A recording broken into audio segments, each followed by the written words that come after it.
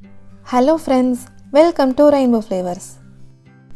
இன்றைக்கி நம்ம எல்லாத்துக்கும் பிடிச்ச பிசிபெல்லாபாத் ரெசிபி எப்படி பண்ணுறதுன்னு தான் பார்க்க போகிறோம். இன்றைக்கி அதுக்கு ஃப்ரெஷ்ஷாக மசாலா ரெடி பண்ணி எப்படி பண்ணுறதுன்னு பார்க்கலாம். அது செய்கிறதுக்கு என்னென்ன பொருட்கள் தேவைன்னு பார்த்துடலாம். காய்ந்த மிளகாய் 8, மல்லி 1 டேபிள் ஸ்பூன், உளுந்து 1 டேபிள் ஸ்பூன், கடலைப்பருப்பு 1 டேபிள் ஸ்பூன், வெந்தயம் 1/2 டீஸ்பூன், தேங்காய் துருவல் 3 டேபிள் ஸ்பூன். அடுத்து இன்றைக்கி நான் எடுத்திருக்க வெஜிடபிள்ஸ் பார்த்திங்கன்னா கேரட் 1, பீன்ஸ் 5, கொஞ்சம் மாங்காய், கத்திரிக்காய் 1, உருளைக்கிழங்கு 1, அப்புறம் ஒரு 5-6 அவரைக்காய். அடுத்து ஒரு நெல்லிக்காய் சைஸ் அளவுக்கு புளி ஊற வச்சுருக்கேன். நம்ம வீட்டில் வச்சுருக்க குழம்புத்தூள் 1 டேபிள் ஸ்பூன், மஞ்சள் தூள் 1/2 டீஸ்பூன், பெருங்காயம் 1/4 டீஸ்பூன். அடுத்து தாளிக்கிறதுக்கு ஒரு 10-12 சின்ன வெங்காயம், கட் பண்ண ஒரு மீடியம் சைஸ் தக்காளி, கடுகு 1/2 டீஸ்பூன், உளுந்து 1/2 டீஸ்பூன், சீரகம் 1/2 டீஸ்பூன், மிளகு 1/2 டீஸ்பூன், காய்ந்த குண்டு மிளகாய் 2. அடுத்து 1 கப் அளவுக்கு துவரம்பருப்பு எடுத்துக்கலாம். அதை குக்கரில் சேர்த்து நல்லா வாஷ் பண்ணிவிட்டு 2.5 கப் தண்ணி சேர்த்து விசில் விட்டுறலாம். இப்போ பிசிபெல்லாபாத் பண்ணுறதுக்கு நம்ம மசாலா ரெடி பண்ணிடலாம். அதுக்கு பேனில் 1 டீஸ்பூன் ஆயில் சேர்த்துருக்கேன். அதில் ஃபஸ்ட்டு கடலைப்பருப்பையும் உளுந்தம்பருப்பையும் நம்ம சேர்த்து வறுத்துடலாம்.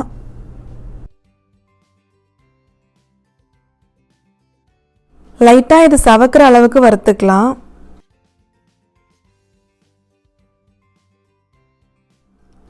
லைட்டாக வறுப்பட்டதும் இது கூட மிளகாய், மல்லி, வெந்தயத்தை சேர்த்துடலாம்.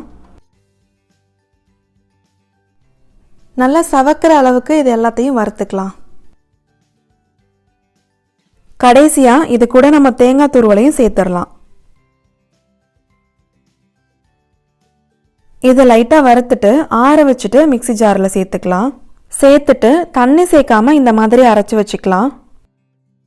அடுத்து குக்கரில் 2 டேபிள் ஸ்பூன் எண்ணெய் சேர்த்துருக்கேன்.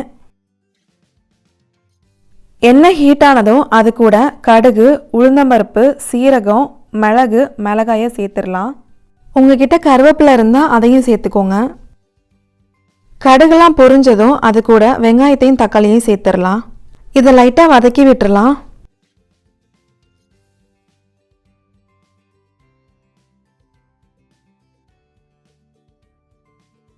வெங்காயம் தக்காளிலாம் நல்லா வதங்கினதும் இது கூட மஞ்சள் தூள் சேர்த்துடலாம்.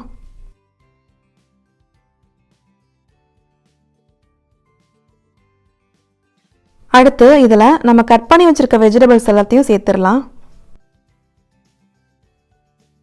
முருங்கைக்காய், காலிஃப்ளவர் இதெல்லாம் கூட நீங்கள் சேர்த்துக்கலாம்.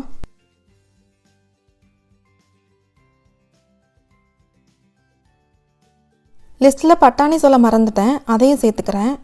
காய்கறியெல்லாம் வதங்கிறதுக்கு தேவையான அளவு உப்பையும் சேர்த்துக்கலாம். இது ஒரு 2 நிமிஷம் நல்லா வதங்கட்டும்.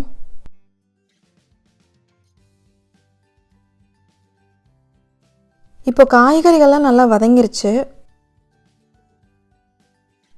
இப்போ நம்ம வேக வச்சு எடுத்து துவரம் பருப்பை சேர்த்துடலாம். இதை லைட்டாக மிக்ஸ் பண்ணி விட்டுடலாம்.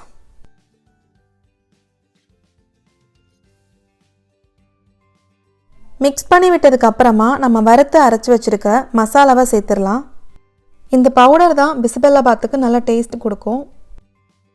அடுத்து இது கூட 1 டேபிள் ஸ்பூன் குழம்பு பொடியையும் சேர்த்துடலாம். பெருங்காயத்தையும் இதில் சேர்த்துடலாம். சேர்த்துட்டு இதை நல்லா மிக்ஸ் பண்ணி விட்டுடலாம்.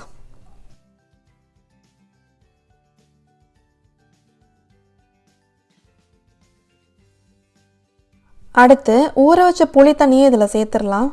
இது ஒரு 1/2 கப் வரும். இதோட நம்ம சாதத்துக்கு தேவையான தண்ணியையும் சேர்த்துடலாம். இது நான் பச்சரிசியில் தான் பண்ணுறேன். 1 கப் பருப்புக்கு 1/4 கப் அரிசி எடுத்துக்கிறேன் நான். இன்றைக்கி நான் எவ்வளோ தண்ணி சேர்த்துருக்கேன்னா 1 கப் அரிசிக்கு 4 கப் அளவுக்கு தண்ணி சேர்த்துக்கிறேன். இந்த அளவுக்கு தண்ணி சேர்த்தா தான் சாதம் நல்லா குலைவாக தண்ணியாக வரும்.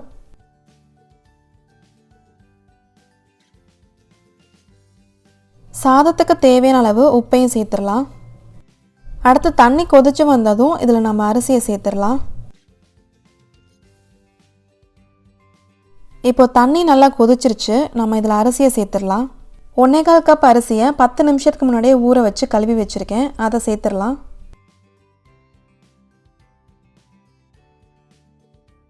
இதை நல்லா மிக்ஸ் பண்ணி விட்டுட்டு க்ளோஸ் பண்ணி வச்சிடலாம். இது ஒரு 2 விசில் வந்ததும் ஸ்டவ்வை ஆஃப் பண்ணிடலாம். இப்போ விசில்லாம் வந்து சாதம் ரெடி ஆயிடுச்சு. இதை நம்ம ஓப்பன் பண்ணி பார்த்துடலாம்.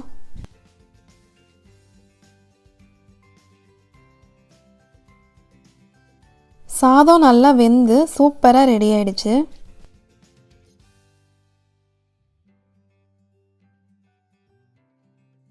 இந்த அளவுக்கு தண்ணியாக இருந்தால் தான் சாப்பிடும்போது நல்லாயிருக்கும். நேரம் ஆக ஆக சாப்பாடு கொஞ்சம் இறுக்கம் கொடுக்கும். அதனால தண்ணி கரெக்டாக சேர்த்துக்கோங்க. இது மேலே 1 ஸ்பூன் நெய் சேர்த்துக்கலாம். கடைசியாக கொஞ்சமாக கொத்தமல்லி தலையும் தூவி விட்டுறலாம்.